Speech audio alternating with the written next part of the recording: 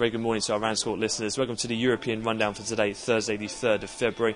It's come to around 11 o'clock now here in London and a check round the markets. And in terms of economic data from the Eurozone, the services PMI only slightly beat expectations. However, focus in the UK was on a number that was very strong for the service PMI. That follows on the strength that we saw earlier in the week for both manufacturing and yesterday in construction. As such, we did see cable spike at around 70 pips and trading firmly above now that 162 handle.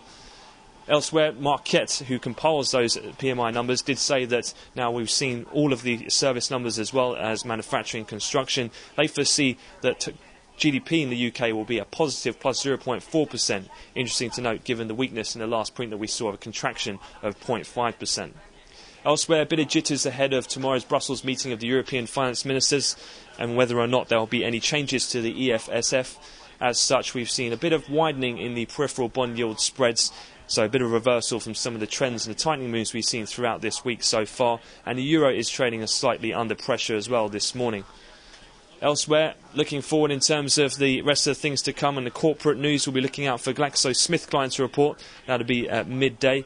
And then in terms of US corporate earnings, we do have the likes of Cardinal Health, CME, Dow Chemical, Merck and Viacom, just to name a few. And then attention will turn elsewhere to the ECB rate decision.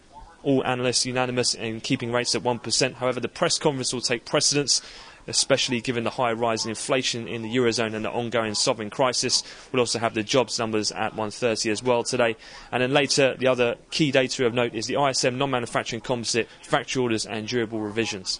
That concludes the opening wrap here in Europe. We'll have another update at the cash close. So for the time being, have a great trading day.